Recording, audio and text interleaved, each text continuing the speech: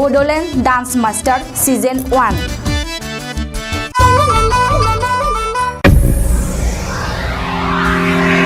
खुलुमबाय आं रंजाली खेरखातारि बड'लेण्ड इंखं टेलिभिजननि बड'लेण्ड डान्स मास्टार सिजन 1 आव आं फार्स्ट स्पर्ट राउन्डनि थाखाय सिलेक्ट जादों।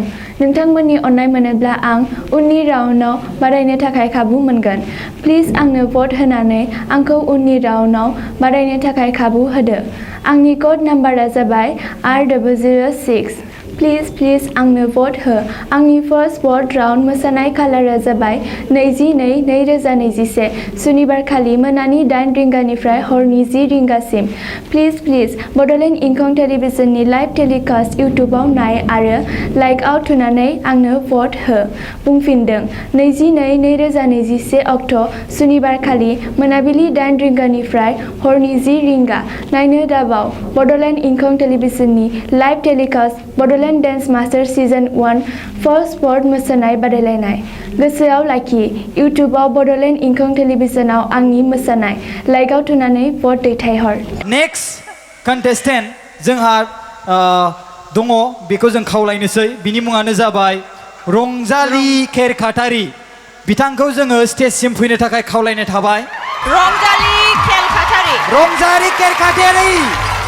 सुना सुना लम्हा लम्हा मेरी रातें तन्हा तन्हा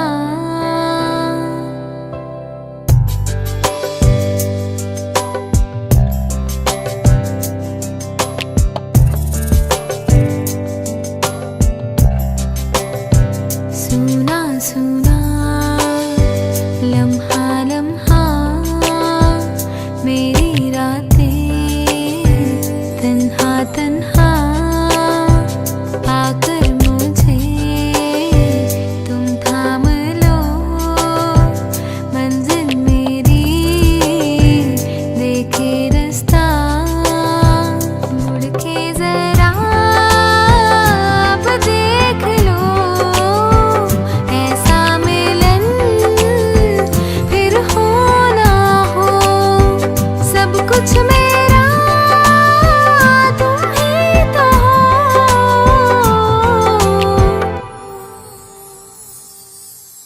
बेपनाह प्यार है आजा तेरा इंतजार है आजा ओ बेपनाह प्यार है आजा तेरा इंतजार है आजा सुना सुना लम्हा लम्हा मेरी रातें तन्हा तन्हा बिछड़े भी हम जो कभी रास्तों में तो संग संग चलूंगी सदा कदमों की आवाज सुन के चलूंगी तुम्हें ढूंढ लूंगी सदा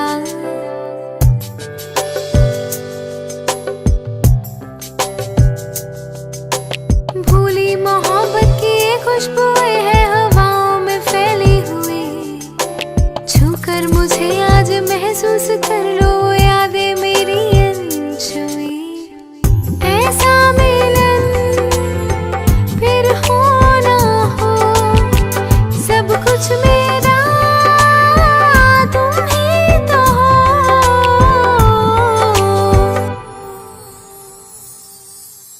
बेपनाह प्यार है आजा तेरा इंतजार है आजा ओ बेपनाह प्यार है आजा तेरा इंतजार है आजा सुना सुना लम्हा लम्हा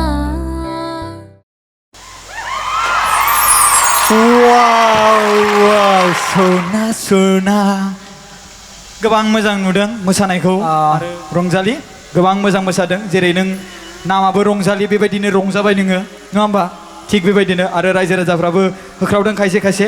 आरो दायो जोङो नोंथांनि मोसानायनि सायावहाय जोङो साथाम नायबिजिरगिरिनिफ्राय मोनथिनो मोनगोन। बिनि सिगां आं नोंथांनाव बेखौनो सोंनो लुबैदों नोंजों सोर सोर फैफादों मेरे साथ मेरी मम्मी और मेरी अंकल तुम्हारी मम्मी और तुम्हारी अंकल अच्छा अंकल और मम्मी ठीक है मैं बुलाना चाहूँगा उन दोनों को please welcome to our show thank you बयबो आखाइ खबनानै हो आखाइ खबनानै हो रायजो राजाफोर आं बुङाबाबो खोबनानै होनांगौ स' आदै बेयावहाय स्टेजाव फैनानै माबायदि मोन्दों बिनि सोमोन्दै एसे बुंनानै होस्रादो Hello. Good evening to each and everyone. Bodoland Dance Master Season 1, a grand trial show.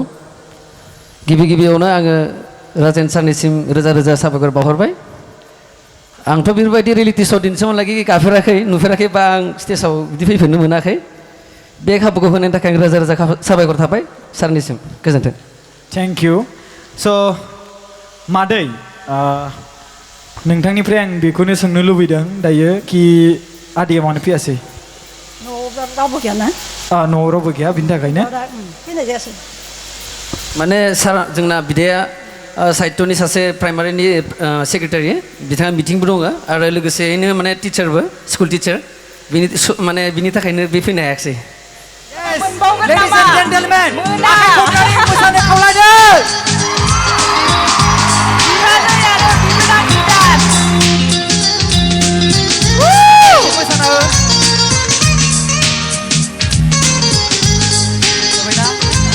Thank you गोजोननाय so थाबाय much थेंक इउ स' माच मादै आरो आदिनसिम जे नोंथांमोना बेवहाय थेंक इउ भेरि माच बेवहाय जोंनि बड'लेण्ड डान्स मास्टार सिजन 1 खौ मेहेरगोनां खालामफैनायनि बिथांमोनखौ थाखाय गावसोरनि मासिखौ आवग्रिना लाहैफिननो थाखाय खावलायबाय गोजोननाय थाबाय आरो दसे सम मोसानायनि थाखायबो नङा होमबा दानियाबा जोङो जाजेसफोरनिसिम थांनोसै जे जोंहा रंजालि खेरखातारिनि मोसानायनि सायावहाय बेसेबांखिनि कमेन्ट्स मोनो माबायदि कमेन्ट्स मोनो स' आङो थांग्रोनोसै देंखो सारनिसिम Rangjali, Yes sir do you know Bodo language? Yes, thank you.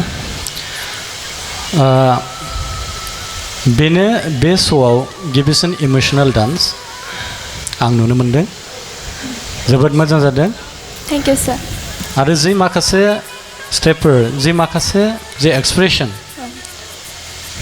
It was very well Thank you sir आरो हार्ट टाचिं जे मोनसे नोङो ग्लास बायनानै आखाइ फिस्रिजों थै गदों थारमाने इयाव ग्लासखौ नों बुदों आरो ना बेबो जोबोद मोजां जादों Thank you sir आं हप खालामो आरो नेक्स्ट आं नुनो हागोन बा गासैबो जों नुनो हागोन आरो जों इन्जय खालामनो हागोन होननानै मिजिंथिबाय Thank you sir जों बेबायदिनो लाखिबाय था थेंक इउ थेंक इउ मेडामसिम थांसै जोङो हेल' ma'am रंजालि औ गिबियावनो आं एक्सप्रेसनखौसो होनगोन बिराद मोजां मोनदों आं एक्सप्रेसनखौ गान हिसाबै आरो मोसानायाबो मोजां जादों ओमफ्राय एसे अबावबा एसे नांबावगौमोन आरो जायखिजाया आं मोजाङानो मोनदों मोसानायखौबो all the best Thank you ma'am मेडामसिम गोजोननाय थाबाय जोंहा माइकेल सारनिफ्राय मा कमेन्ट मोनो Hello, Hello sir how are you feeling? Feeling fine or feeling great? Well, this was better than the previous performance. So I'm like very happy that was बर'निख्रुइ बे राउन्डआव नों साबसिन खालामदों आरो ना and I like the costume. The concept was very good. It's very unique variety लाबोबाय आरो ना जोंनि बे श'आव आङो मोनसे माने निउ स्टाइल लाबोनो सानदोंमोन माने बे कस्टिउमखौथ' जों माइकेल सारनि डान्सआवल' गानोना ओमफ्राय आं सानदों बेबायदि डान्सआवबो माने बेयो समायगोनदां होननानै बेनिखायनो आं मोनसे गोदान स्टाइल लाबोनो I got it. सानदोंमोन You used the contemporary style behind it. Contemporary style. आप लोगों को अच्छा लगा It was a nice concept, nice way of telling a story. It was great. So see, concept is very important in dance competitions. So ये अच्छा लगा मुझे ये थोड़ा अलग लगा और I like the performance and everything that you expressed. And I hope to see you in the next round and expecting more varieties from you. Yeah, you have a very good expression by the way. And all the best. God bless you. Thank you sir. Thank you so much. गोजोननाय थाबाय सारनिसिम स' आं रिंकुमनि मेमखौ आंजों लोगोसे बर' dance मोनसे खालामनो खावलायो गुरै ओ माय गड रायजो राजाफोर आखाइ खबदो एसे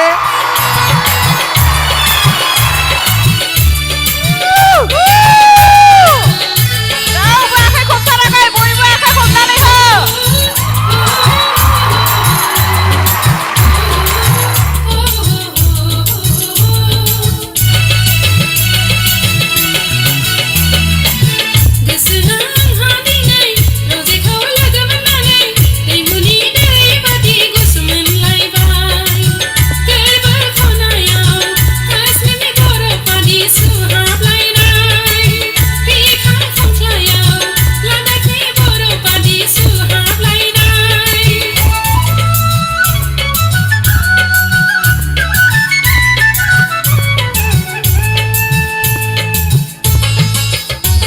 Thank you so much, गोबां मोजां मोसाबाय बे मेथाइआ सिगाङाव गोबां पपुलार दाबो पपुलारखा आरो बे मेथाइनि मोसागिरियानो बे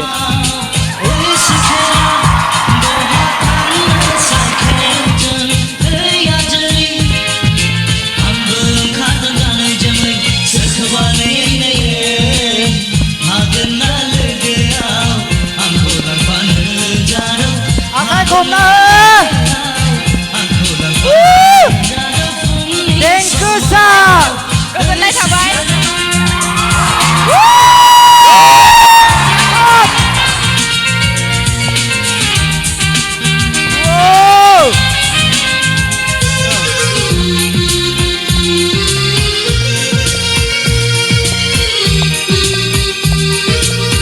Wow. मोसागिरिफोरा बिथांनि मुभमेन्टखौ नायनानै ला माबायदि होदों बेसेबां मोजां Ladies and gentlemen, Mr. Michael Masahari, film director, dancer, scriptwriter, singer, full of knowledge of film industry.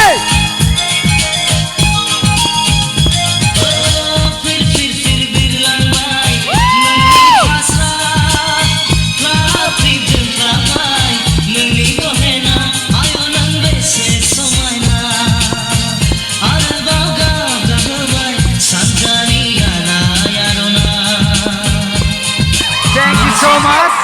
जोङो साथाम जाजेसफोरखौ गोजोननाय खावलायबाय आरो गोजोननाय बावहरबाय प्लिज आंनो भट हो आंनि फार्स्ट भट राउन्ड मोसानाय कालारा जाबाय 22/2021 सुनिबारखालि मोनानि 8 रिंगानिफ्राय हरनि 10 रिंगासिम प्लिज बड'लेण्ड इंखं टेलिभिजननि लाइभ टेलिकास्ट इउटुबाव नाय आरो लाइकआव थुनानै आंनो भट हो बुंफिनदों 22/2021 अक्ट' सुनिबारखालि मोनाबिलि 8 रिंगानिफ्राय हरनि 10 रिंगा नायनो दाबाव बड'लेण्ड इंखं टेलिभिजननि live telecast Bodoland dance master season 1 first भट मोसानाय बादायलायनाय गोसोआव लाखि इउटुबाव बड'लेण्ड इंखं टेलिभिजनाव आंनि मोसानाय लाइकआव थुनानै भट दैथायहर